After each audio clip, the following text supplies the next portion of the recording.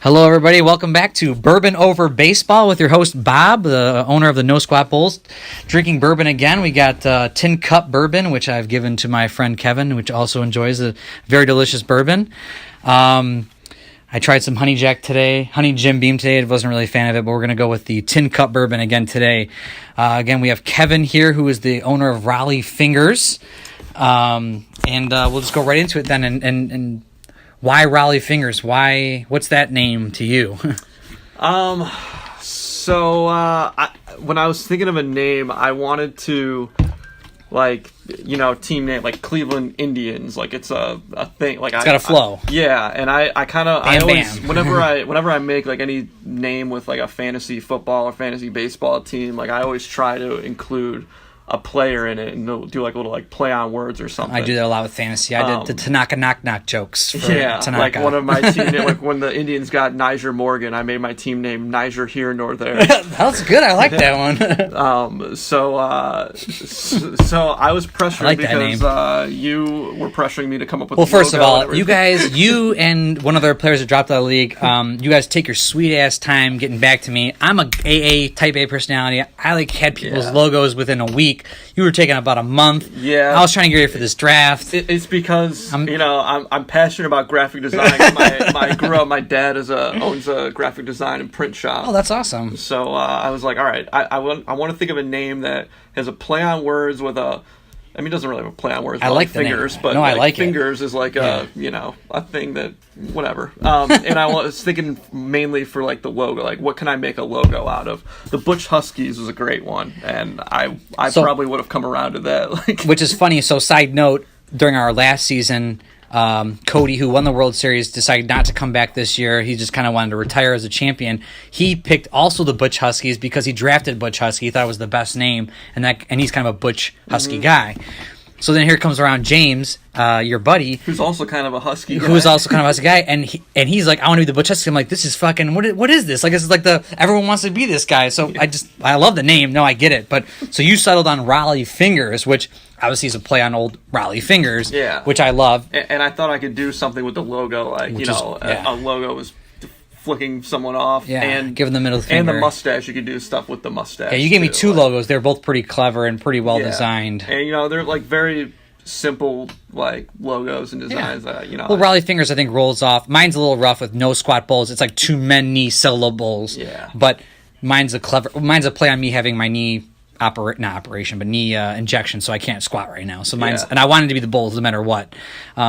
But I like Rollie Fingers. It rolls off the tongue well. You got voted as the best team in the pre-draft rankings online. The Rollie Fingers. I personally voted for your team. I think it was a stud of a team. Who did you draft first? I went with Jose Altuve first. This is the 2017. 2017. Okay. Yeah. He's a 10 on base, A speed 22 with a second base +4, 500 points, which I think is pretty reasonable. Only a 1-2 out, 19-20 is a home run. Very solid overall player, easily a good number one pick to build a team around. I think almost every Jose Altuve that was made was drafted in all the different years. Obviously, I think your team was one of my favorites because of just how well balanced it was. Is that how you feel about your team too? Like, what do you? Yeah. What do you feel? Obviously, we just got done you playing Judgment T800s, who is now 0-4. You are now 2-0. This is your first week. You dove right in. A little shaky game 2, but it looked like it performed well game 1. So you won 2-0 game 1. You had a crazy inning game 2 against Brad Boxberger where you scored 7 unanswered runs. But it might have been lucky rolls, but your team is just so overall has good on base that I think you get the advantage a lot. So tell me about your team. What was your strategy going into it? Why this team? Whenever that's right. You were an expert. You're a veteran of the MLB Showdown. You've been playing since the beginning. Yeah. Whenever I build a team, I like my middle infielders to be very good at fielding. So you drafted Altuve +4 and Troy Tulowitzki is a +5. Yeah. I like speed and fielding. Seems to be a go-to. First, and high on base. So you went 5 A speed guys, 3 B speed, and 1 C speed as the Mr. Magadon. Yeah. And then you said, and good fielding? And good fielding. Yeah, you did pretty good. We got Trout with center field +3, Barry Bonds +1 left field, and Andre Ethier 2014 as a +2 outfield. So yeah, pretty good overall. Yeah, you were very. I think even that is just so balanced. You found a good balance. So I think the guy you played had a better outfield and infield rating, but even though his team had a very high up front, I don't know overall was it as balanced as your team is. Yeah. So then a couple other things, like with the rules of this league, the 5 stolen bases. Yes, you get 5 stolen bases. The first person I was looking at was Joe Mauer, who was 11 on base and had like a plus. What was he? Plus 10 or plus 11? Which James took. Butch Huskies took like first pick or second. I think he took him first pick. It was a good pick. Yeah. So I knew again I wanted to have a catcher too. With like I got Jason Kendall. 2000 version. Yeah. So I went with 2000 version because in that year speed A's were automatically 20, where I don't think Jason Kendall was going to be 20 anyway. Well, even Barry Bonds is roughly Barry Bonds is a 20. Yeah, rough. That's a rough 20. I went with a lot of 2014 guys because I thought that their value was a lot better compared to other generations. So like different years of the game, like 2000. Well, and also and obviously MLB Showdown, Wizards of the Coast made 2005. A custom set was made by 2014 by someone else for this, so they had their own values and ratings and how they ranked salary wise. A lot of 2014 people got drafted because I think the value was there. Yeah, but like different years had better value for different positions. Yes, like 2016, like the relief pitchers had like way different points in 2000. Like 2001 had way different points than 2000. Well, the league itself in Major League Baseball has changed so much too. Yeah, so becoming more of a relief. Altuve for 5. I think my favorite second baseman in the game was 2000 Terry Shumpert, but ooh, that's a good one too. That's A-speed. Altuve, 10. And he had +5 I think too. But like Altuve was way less points and he had better speed. Way less points and like is Shumpert 550? 15 to 20 is an extra base hit and he only has 1 to 2 out. Is Shumpert 550? I think he's 560. 560? I know he's Colorado. He was the pennant edition, right? 2000. Yeah. He's a 20 A speed +4 or 5 second baseman. I don't remember if he was a 19 or 20 home run. But I thought he was mid 500s if I'm not mistaken. Yeah. I mean he's very expensive. Altuve was definitely in the range to do that.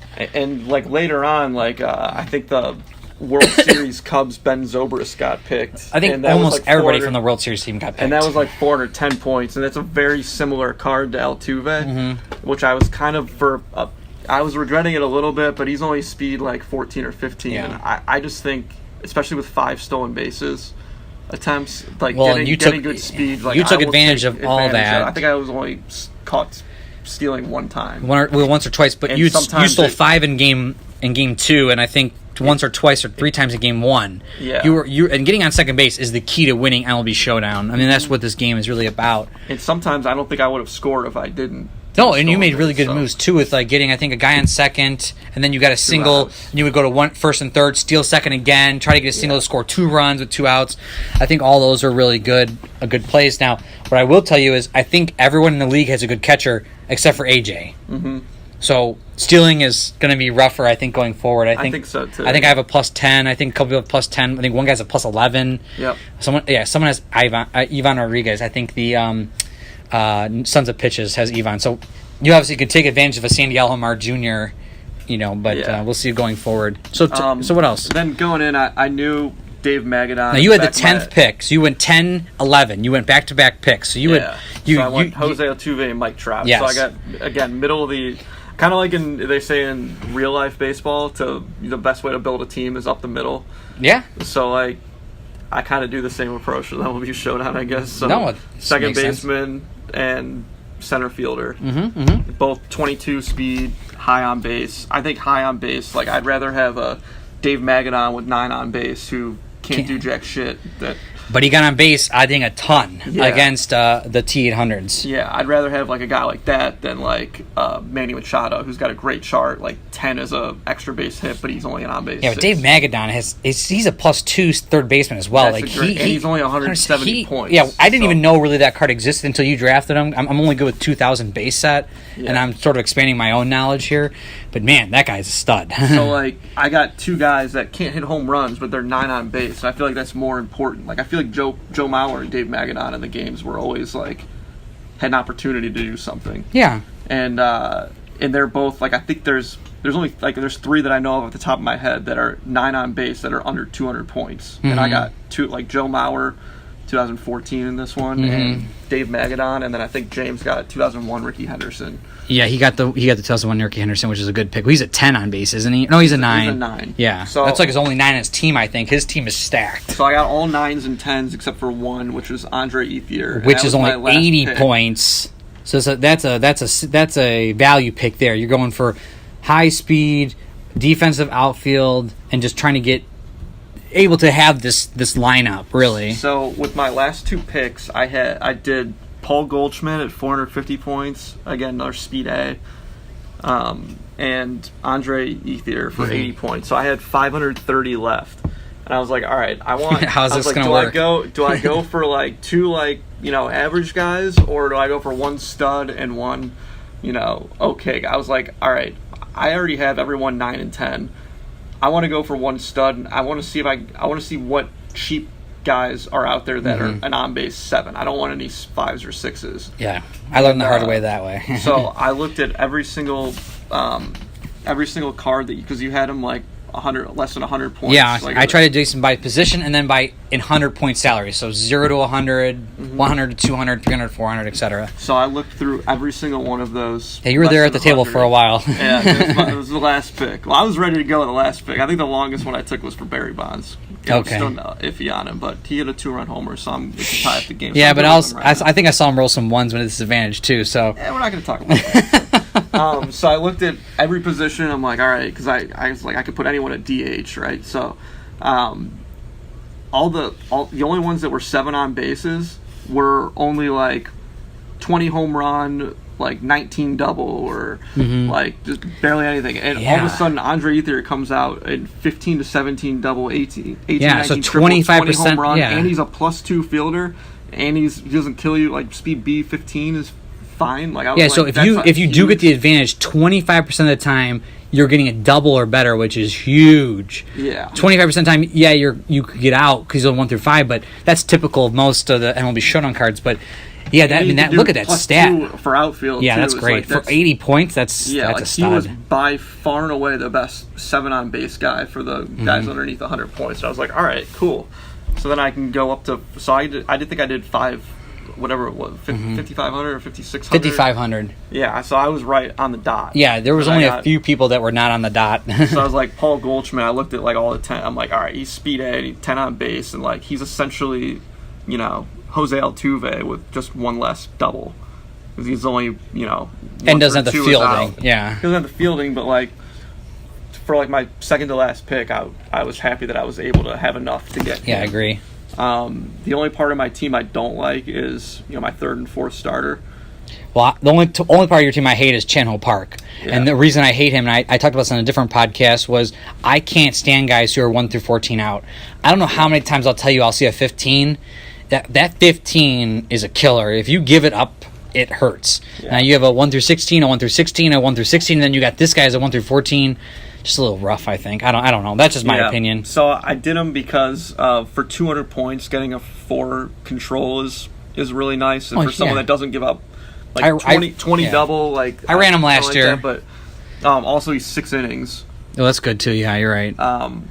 But yeah, I feel like he's gonna get lit up. I've had it happen. I had him last year. He did not do well for me. But I think your first 2 stars being 4s and 5s. I love Lance Lynn because he doesn't give up an extra base hit. 17 to 19 walk is demoralizing. Yeah, well, he gave up enough people on base the game we watched. And that's classic Lance Lynn. Classic Lance Lynn. That's what he's going to do, man. He's going to put you on base. He's going to put you on base, but he had 0 ERA, so he was good. And then we got Eric Bernard, who just really getting just value at 30 points. You're just trying to get a back of the pin, fourth starter at that point. Yeah. But I think your bullpen is stud. That's the thing. Like, I'm like, all right, if I have really bad starters, let's get to it earlier. I just want to get to my bullpen, and I mean, Pat Neshek threw 2 1/3 inning or something like that. So like Wade Davis threw 2 1/3. Pat Neshek threw 2. The first 2 games, and I think combined they gave up like one or two base. Yeah, they did really good. Yeah, Pat Neshek, or was it Wade? One of them got into the save, like a 2+ inning save, like a really sweet save. That's the way to get in there. And Pat Neshek got the win. That's what happened. Wade Davis got the 2. When I brought in Pat Neshek, the first batter he threw to was Frankie Lindor, I think, and he had it was 6 control going against 8 on base, and I threw a 3. So it was that's how you do it. I had to do it. and I absolutely love your closer, Aroldis Chapman 2014 version. Somehow this card gets printed, and again, I didn't do this, but as a 4-control closer, he's a 1 through 18 out for only 170 points. 170 points. I don't understand how this card is bad. Like, there's no point of this card being bad. I mean, yeah, he gives up a walk and a single, but I mean, being a 4, I just don't see it. He was right when you picked that card. I remember your buddy Butch Husky's getting a little upset because I think he would, if he would have known that card existed, because Ozuna before, it was 4 control and there's 17 out. He was doing this via the Skype, and he couldn't see all the 2014 cards. He only knew custom cards and 2001, so he was a little bit of a disadvantage. But yeah, I think everyone would. I would have took that Chapman if I knew he existed. I wasn't familiar enough with 2014 cards as well, but yeah, I think your team's overall really good. Obviously, you went 2-0 today. Yeah. Maybe a lucky game too, but really your team, I think, is overall a good performer. My favorite card, I think, is this Onan Masaoka from 2001 pennant run for 60 points, a 1 through 16 out that can't give up a single or anything higher. He just walks. I mean, that's a stud pitcher right there. Yeah, for 60 points. I love that. Yeah, anything under 100 that can get you that many outs. Like, I probably won't use him that much, but I feel like if I have like a lead, I'll throw him in so that they. Yeah, any opportunity you could use back of the lineup, you use him in. If you're facing a 7, a 7, and an 8 or something like that.